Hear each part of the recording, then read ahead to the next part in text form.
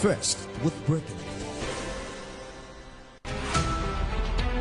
Every major news story is with many perspectives and layered with different levels of impact. Honey, what time did this happen?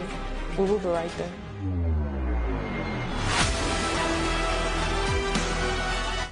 President Bola Tinubu in Lagos. Happy view. Gathering the facts, witnessing the outcome. I am here.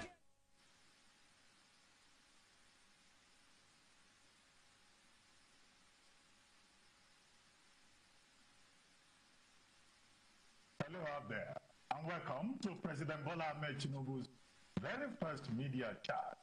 We're reaching you from Ikoyi here in Lagos. Mr. President, thank you very much for having us on this media chat and compliments of the season. You're very welcome, and thank you very much to me. Thank you to all of you. I wish you the best of the season, and glad to be here. Thank you. With your kind leave, I would like to introduce members of the panel. I'm the moderator, and my name is Ruben Abat from Arise News Television and This Day newspaper. To my immediate right is Maokwe Ogun from Channels Television.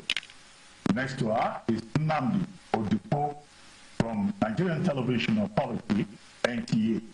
Then across the room, directly in front of me, we have Umar Farouk from Voice of America, VOA.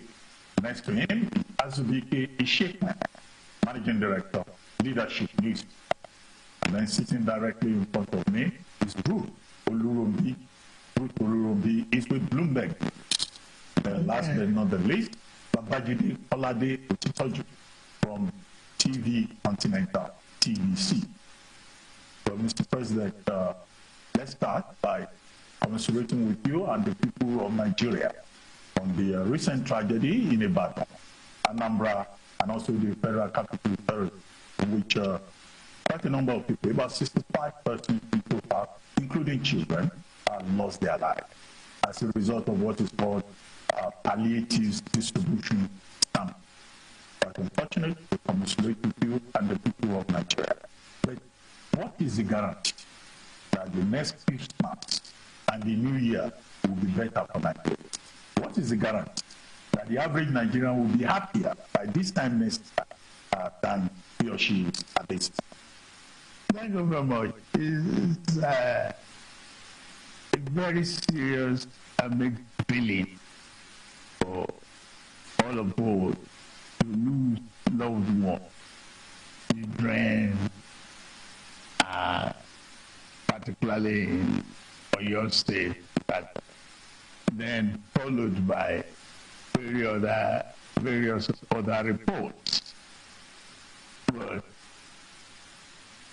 are we looking at it from organizers' point of view, or are you looking at it from the goodwill gesture of the people trying to give out whatever they have possessed? And it is very sad that people are not well organized. We just have to be more disciplined in our society. Condolences to those who lost a family member. But it is good to give. I have been given out foodstuffs, commodities, including envelopes and body loan for the last 25 years. I've never experienced this kind of incident because we are organized, come to discipline, and if you know you don't have enough to give, don't attempt to even give or publicize it. Is the question. No, every society, even in America, they have food banks, they have hungry people. In Britain, they have food bank, they have warehouses, they are organized. They take tokens to be in line and take turns to, to collect. It's unfortunate. We just have to. It's a reflection in our bus stops where we don't even want to be on queue before we rush into the vehicle. It is very sad, but we continue to learn from our mistakes. To me, I see this as a very grave error on the part of the organizers. But things are improving. It doesn't kill our happiness for this season. It should be. We should just get on with it. Mr. President, we must admit, though, that things have been pretty tough this year for many households. And they, perhaps on the back of the reforms that you have also admitted, have been quite tough on Nigerians. The benefit of hindsight, do you think that perhaps you could have phased the removal of subsidy on fuel and the harmonization of forex rates? Or do you think that you could have withheld it until there was a contingency plan? What's contingency? Where is it? We were spending our future. We are spending our generations. We were not investing. We are just deceiving ourselves. That reform is necessary. I could see the smugglers fighting back. That one doesn't affect me. It affects smuggling. Why should you have expenditures that you don't have revenue?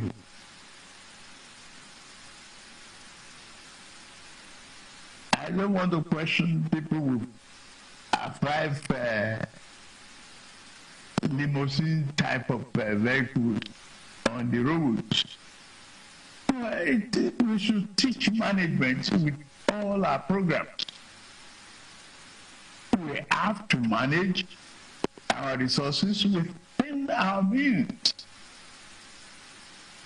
There's no way out that we will give out fuel and allow all the entire neighboring countries as Father Christmas. I don't have any regret whatsoever removing the subsidy. It is necessary. We cannot spend our future generation investment up front. But do you think it should have been paid, done in the... It is part of fear that unnecessary. How you slice it,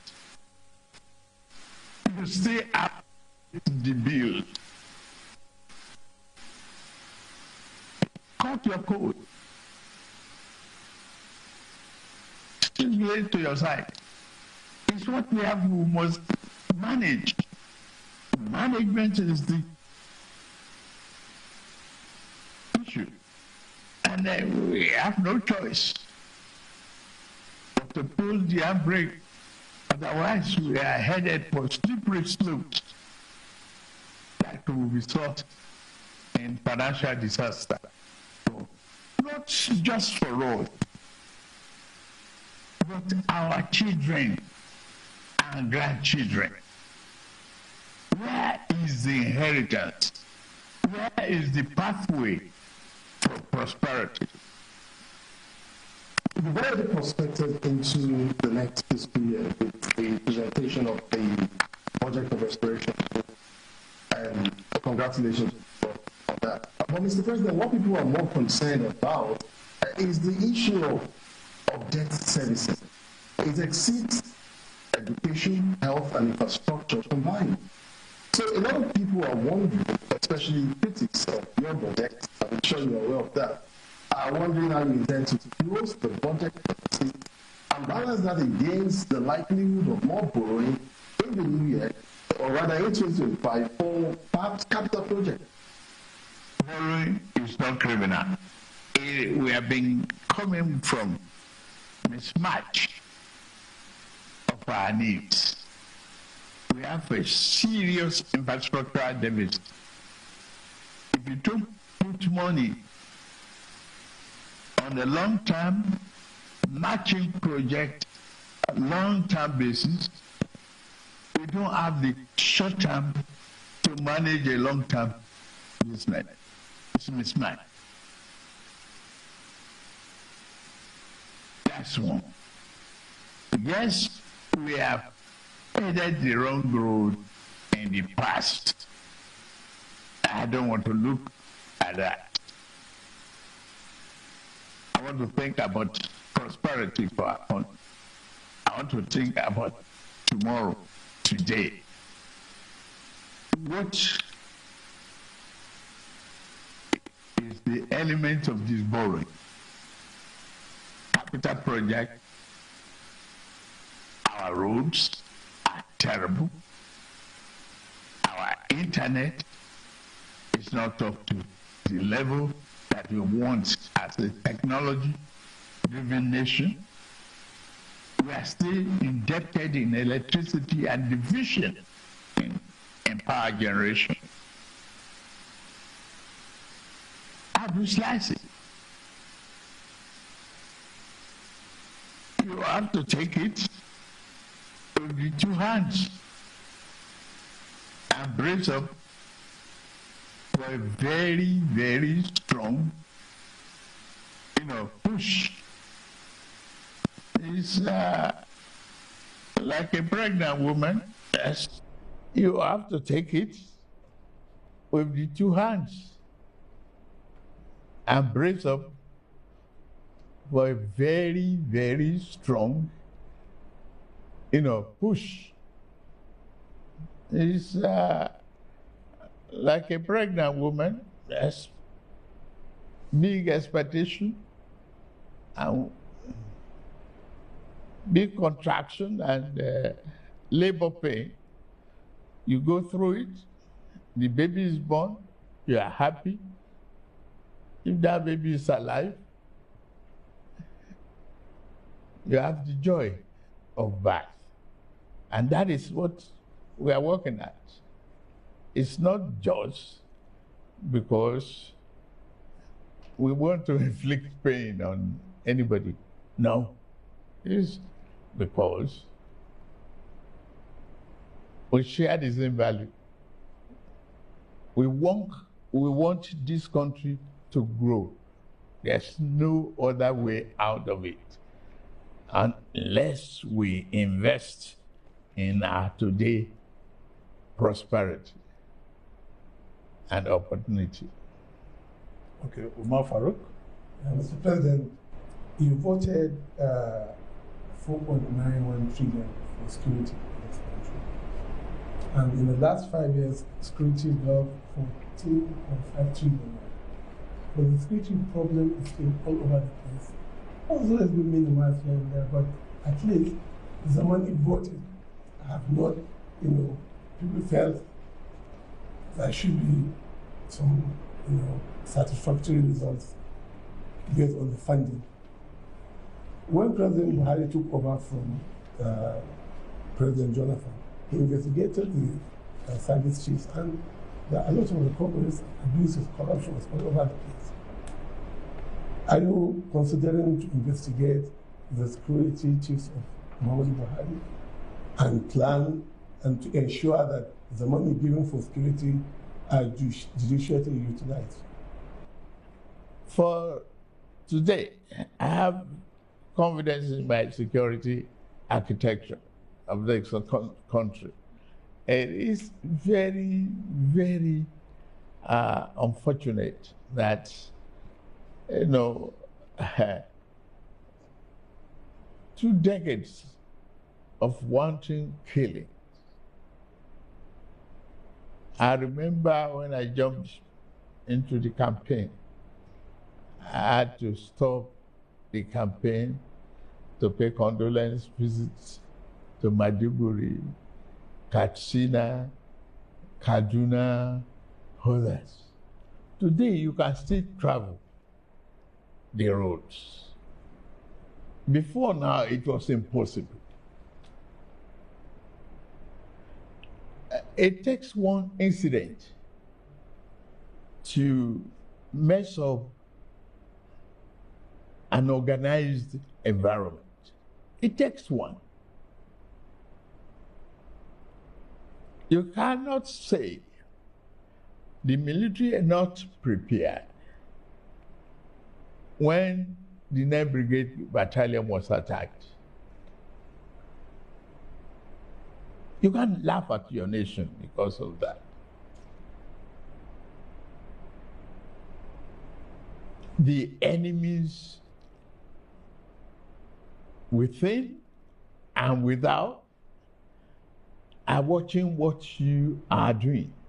You have to be prepared 100%, 24 hours of the time to make sure that people are safe. Today, that is not the story any longer. People can leave Kaduna and still go towards Kafancha by road. Well, the road may not be that smooth, and you won't. Gradually, we'll be there. We cry about borrowing. Today, I have 60 from 98% thereabout of debt service. I brought it down to 68 thereabout percent. Give credit, please. We are managing it. We have exited what used to be a problem of ways and means lending, where we have no financial control and fiscal discipline. More money going down for development. More revenue being generated are being distributed. Today we have autonomy for local governments. As some of you, including Otitoju, will remember my lamentation, my argument with Obasanjo about the need for grassroots development when I created 37 local government development areas for Lagos State. Go there now, you see development. You see rapid contact with the people at the grassroots. That is where people live. They are not living with me in Abuja now, except bureaucrats. And we have to do that. Well, I'll say I'm drawing water from a dry well. And Nigeria is moving forward. Regardless of critics, this is a budget of restoration and hope, and that Nigeria is on the path of recovery. We can't finish the job in one calendar year. And I'm not giving myself an excuse. It's only 18 months. He asked whether you are going to probe service chiefs that you... I'm not probing anybody, service chiefs or service chiefs. You cannot disrespect the institution because of a threat of a probe. And you cannot fight this war without investment in technology, in weaponry, and training. There might be leakages here and there, not wholesale. We put a very effective control mechanism in place to monitor our budgetary releases. And those funds are being judiciously used. Consider the welfare of our servicemen and women. Consider it. They are living in and operating in a very serious conditions. We have a huge country, a very huge one, and a lot of forests, unoccupied spaces.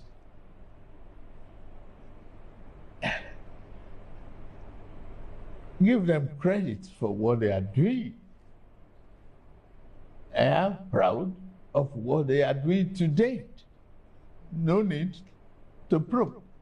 All right. Thank you, Mr. President. My question is still on the costs of living crisis, which has been described as the worst in a generation, and then the budget as well.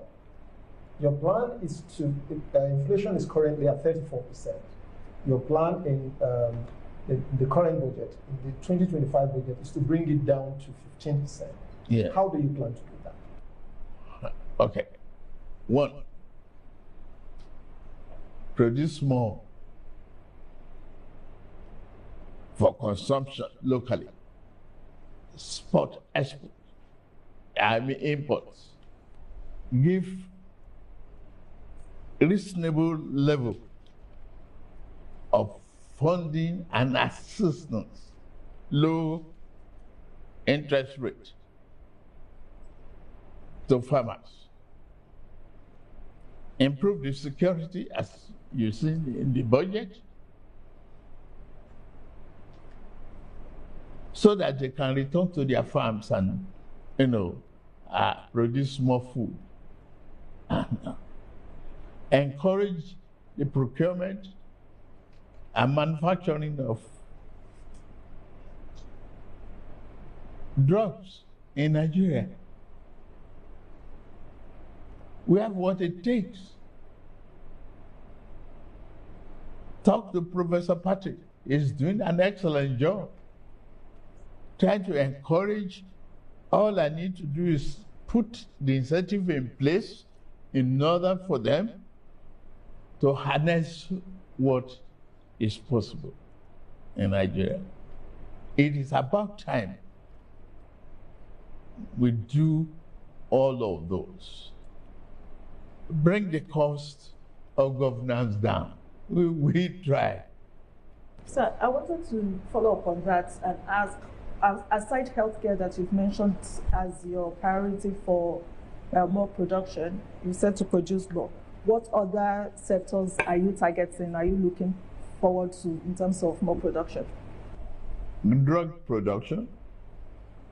We are talking of agriculture.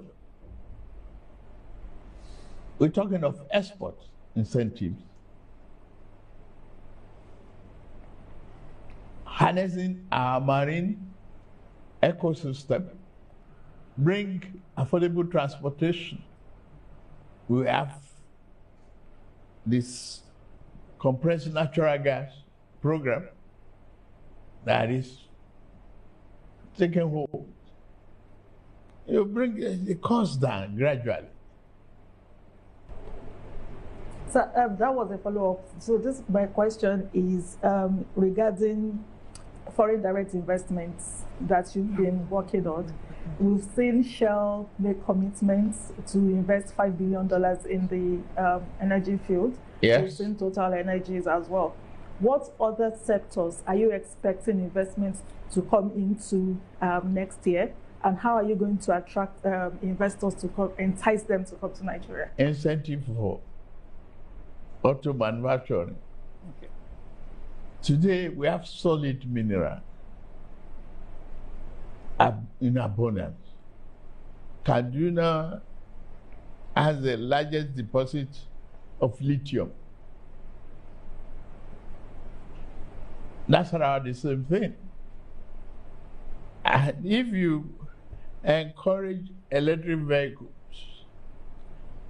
plus the compressed natural gas,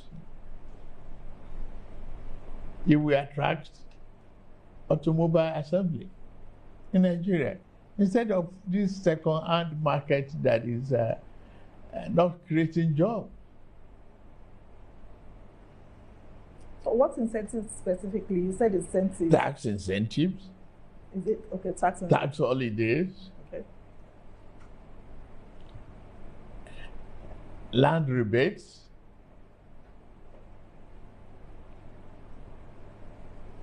Manageable pays. Okay. A lot of broad-based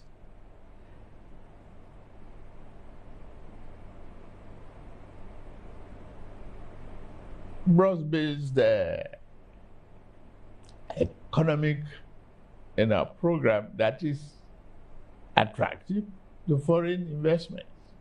Okay. I want to take us back to the matter of the tax reform bills that you came up with. It's still generating controversy in the country. Some people are not happy. They are complaining that there wasn't enough time to engage stakeholders so that they can come to some unanimity on the matter. I know that you've met with some governors and some leaders, especially from northern Nigeria. What is the situation on the tax bill? What steps are you prepared to take so that we can put this matter to bed? And then secondly, you talked about your desire to reduce the cost of governance. Many people will say you have not, yes, you took some steps earlier, but they will say those steps are not enough. You have a very large cabinet and they will want you to do something about the size of your cabinet. Is it something that you are prepared to do? Basically, what do you intend to do to bring down the cost of governance? I'm not prepared to bring down the size of my cabinet. One, I saw the need when I put them together.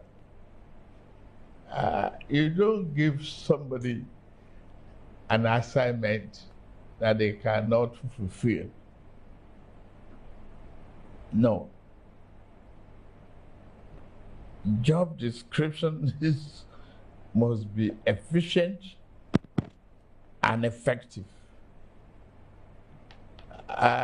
Nigeria is a large country, and I'm glad you are here. If you are to entertain over 200 million people just on entertainment, calculate how many stewards will you require. That's just, for entertainment. not the cleaners, not the desk tables. Excuse me, let's pay attention to efficiency. Efficiency, effectiveness is the hallmark of the philosophy behind that cabinet. I'm not ready to shrink a little bit of it. I need them. And they are all adding value. Effectively. Show me one. And I argue with you. Well, show me one. Well, that is a second part of the question. Okay. Yes, I was going to ask a that's the tax. The tax. Tax reform is here to stay. If we cannot just continue to do what we were doing years in today's economy, we cannot retool this economy with the old broken folks. The essence of the tax reform is to eliminate colonial days assumptions in our tax environment. I was once the governor of Lagos State, and I remember what I met. And I'm proud of what I left and what it is today. It's a large state now, and it's still expanding. The greatest real estate value is here. You have to accommodate all of that. You have to put that one into the economic calculations. Yes, Mr. President, but it's not the rationale for your tax reforms bill that is in question. That is understood, Mr. President. Good. Yes. I think what especially critics are arguing is that it seems to be rushed and that you could have perhaps preceding, just before the presentation to the National Assembly, you could have sought maybe for more dialogue, a political solution to preempt the outcry and resistance that you faced afterwards. Every tax situation without outcry is not a tax. Well, you cannot satisfy uniformly the larger community of tax evaders. Look at this tax reform. It's pro-poor. The vulnerables are not to pay taxes.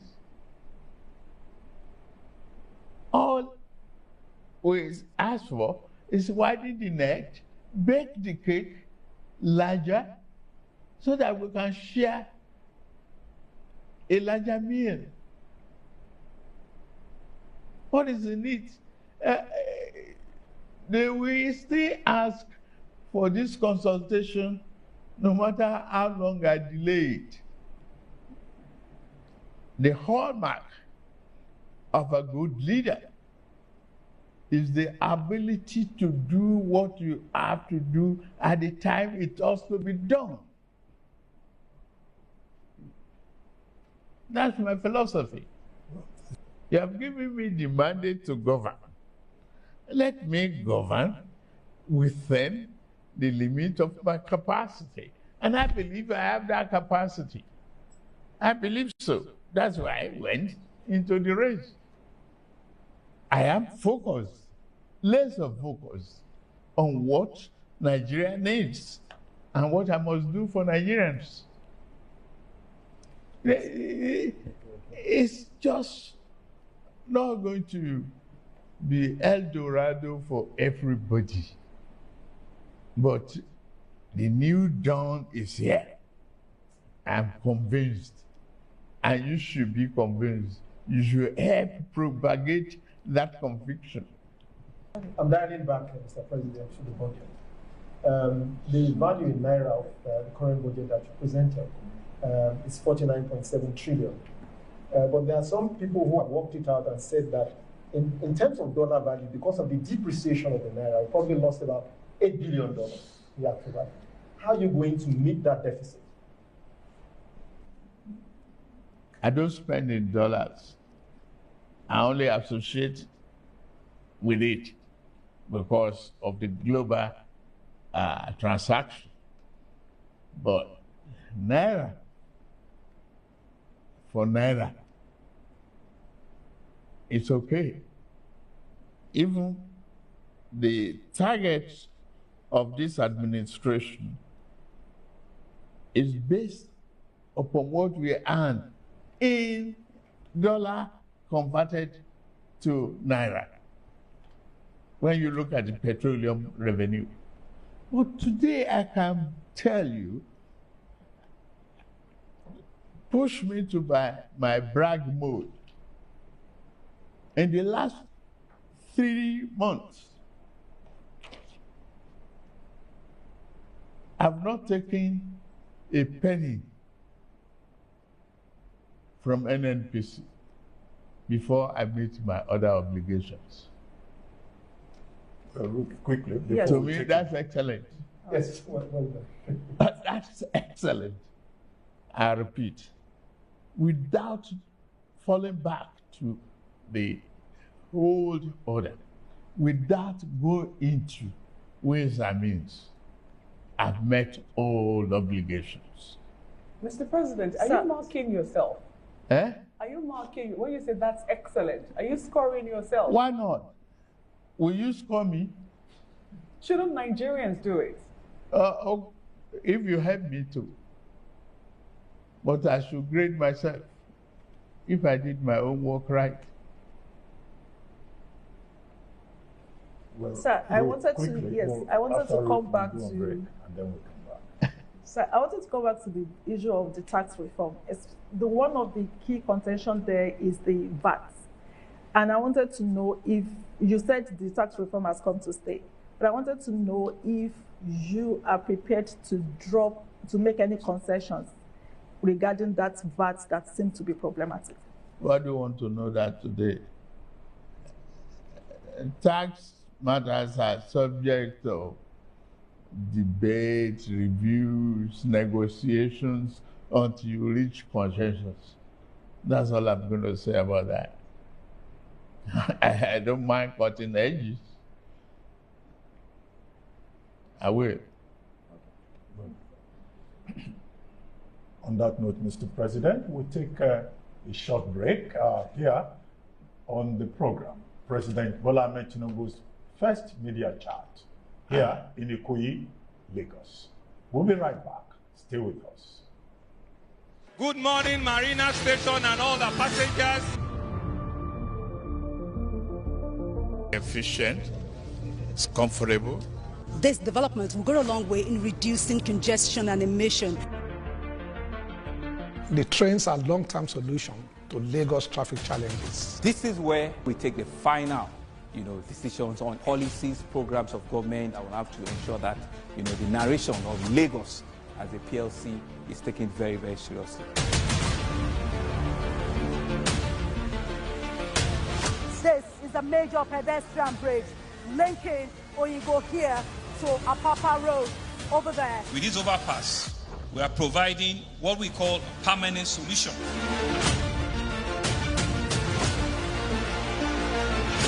This place is one of the most dangerous areas at the biosecurity environment. This can go into the news and every crimes of your neighbor. Welcome from that break. You are watching President Bola Ahmed Tinubu's first media chat, and we're live here in Ikoyi, Lagos.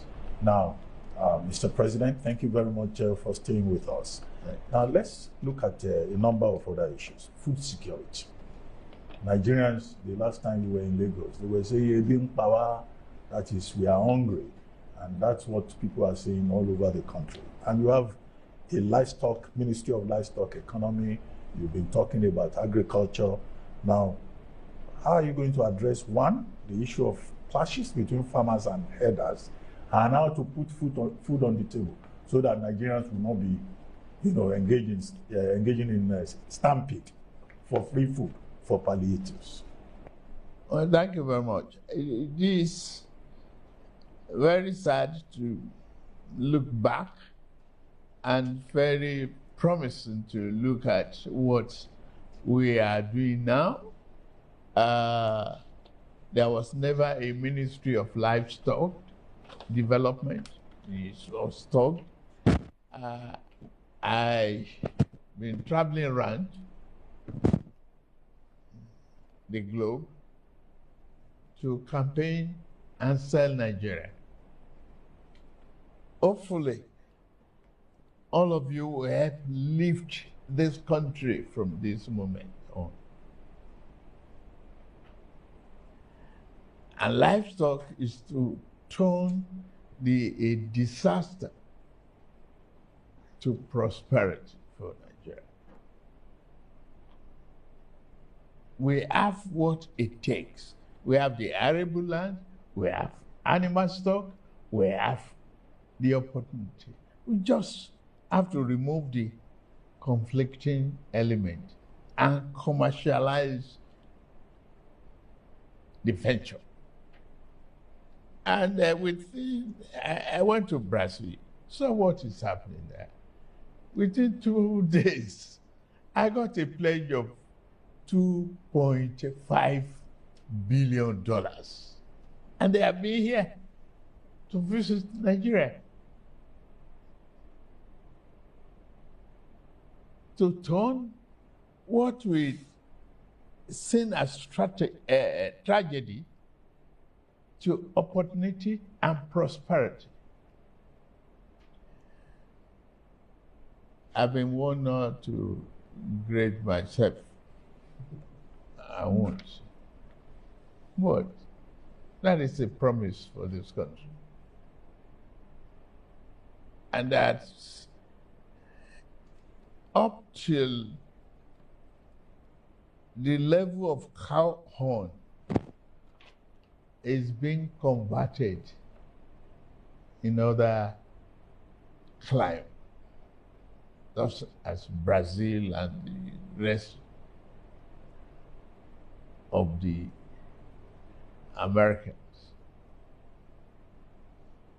Why not take advantage of that here?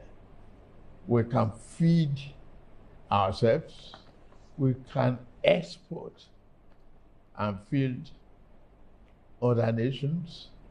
Our people, some of the ministers are there in Saudi Arabia right now, discussing the opportunity for food,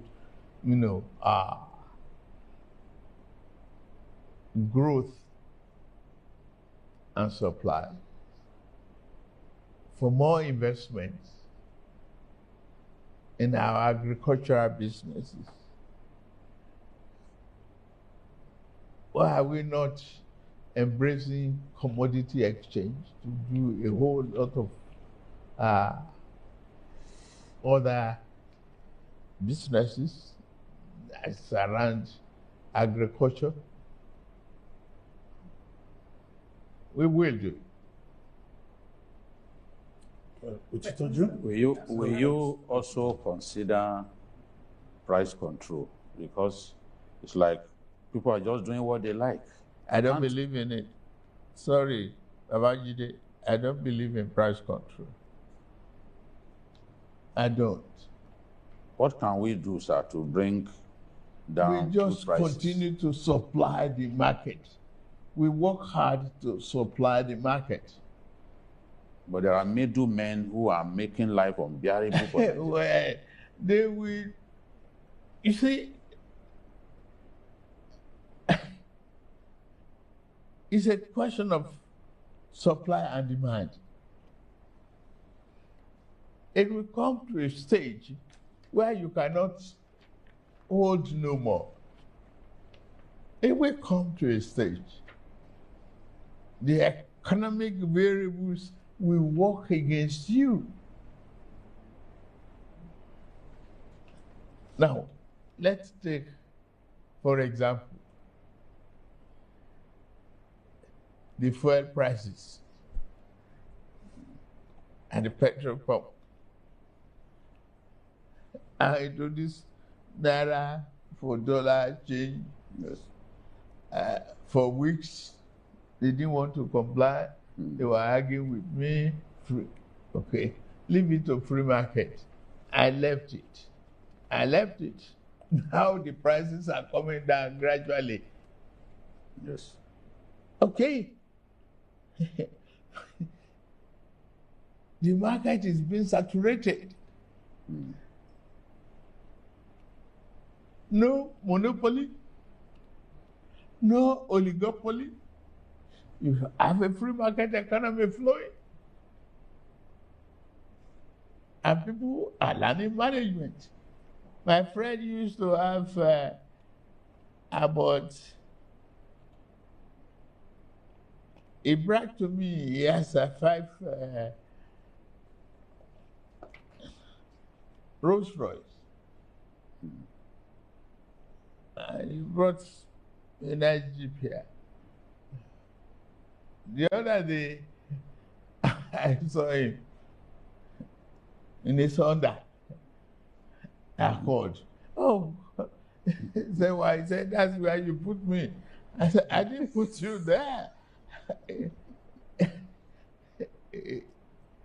He said, that is because of fuel prices. He could no longer maintain 5 limo type of vehicles. It's not negative to learn to manage. You learn to control your electricity bill, switch off the light, let's learn to manage. Is Nigeria looking to export food commodities to Saudi or other countries? Oh, sure. Why not? Take advantage of the export and good commodity pricing. But people would say that we're not producing enough for our own consumption. Yes, we pay attention to that, yes. But I say we will give more incentive to the farmers, low interest rate, borrowing, mechanized farming. It's not done to go back to my grandfather's method of farming. It's not possible any longer. Let's make it manageable and sexier to stay on the tractor and harvest corn and export commodities. I think it's better for us in Nigeria. We are getting there. I have over 2,000 tractors coming to this country for mechanized farming. Mr. President, is fighting corruption a priority for you? If it is, what are the areas that you're looking at? Corruption in all ramifications is bad for the people.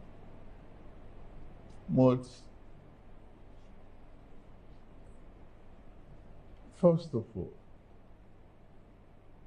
pay enough attention to the causes. Why are the people corrupt at all? The lack of social amenities, the lack of needs in some areas, lack of funding for their children's education. There are so many anti-corruption mechanisms that you can put in place that will help the people not to be corrupt. Pay them good and living wages. I have moved from 35,000 to 70,000. To me, that's anti-corruption. And if I can earn more, I've given more money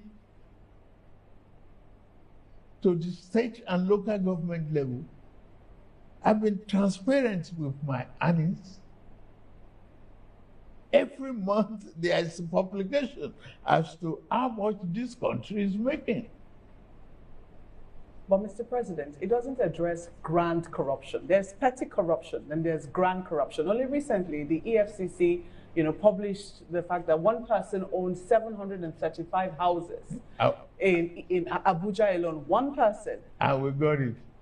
You don't know how long it has started. He did fantastic infrastructure. He had rule of houses, but we got it. That's anti-corruption too. We got it for the public. Disclosure, ability to stem corruption is part of the instrument of EFCC. That is why they are discovering all sorts of inefficiencies in the system, block all the loopholes where anybody can just game the system. Part of the anti-corruption, removal of subsidy too, is anti-corruption.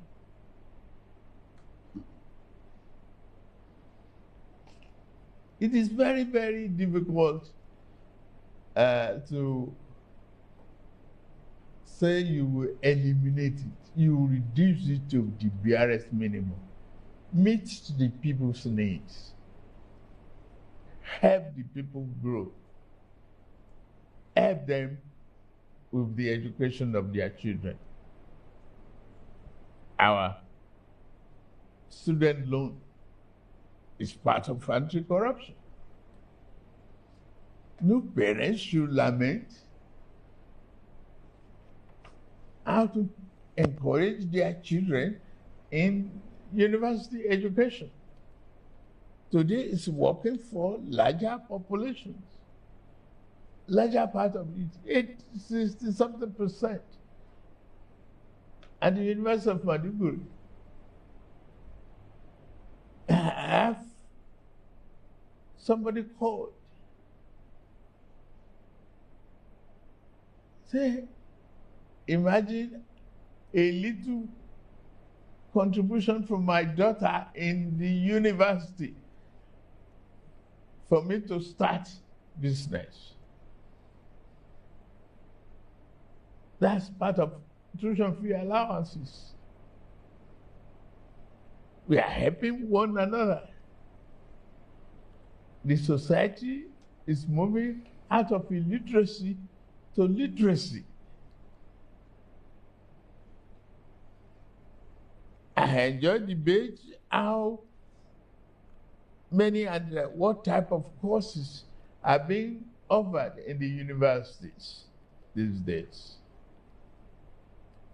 to improve science, knowledge, and technology. We just continue to work at it. But I'm sure we are not taking our eyes off those serious matters. Well, Mr. President, thank you for your time. As we begin to wrap up, people are watching you at home. What would you like to say to Nigerians? It's Christmas season, it's New Year's season. What promises do you have for them in the year 2025? 2025 is a very promising year. Let me first of all thank Nigerians for having confidence in me to be the President of the Federal Republic of Nigeria. I'm very, very proud of that. And I don't want you to think I will take you for granted at any given time. I'm here to serve. It's all about service. And I'll do it with all my heart. I seek your cooperation at all the time. I seek your understanding. I understand the trouble you've been through, the economic problems. It's just 18 months that have taken over the reign of this country. The promise is there. We are on the right path. We stay the course. We maintain focus. We share love with each other. Let us believe in ourselves and in our country. Yeah. Tomorrow will bring a glorious dawn. Thank you very much. On that note, we come to the end of this presidential media chat with President Bola Ahmed Tinubu. Thank you very much, Maokwe Ogun Yusuf of Channels Television. Thank you, Nnamdi Odipo of Nigerian Television Authority. Thank you, Umar Farouk from Voice of America, VOA. Thank you very much. Azu Ishekwene from Leadership Newspaper.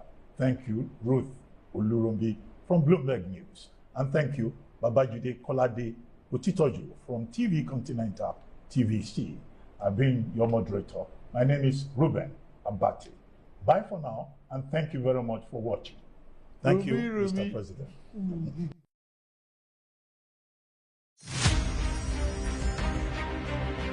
Muhammad Ali was born and raised in Louisville, Kentucky on January 17, 1942. His birth name was Cassius Marcellus Clay Jr. He began training as an amateur boxer at age 12 and at 8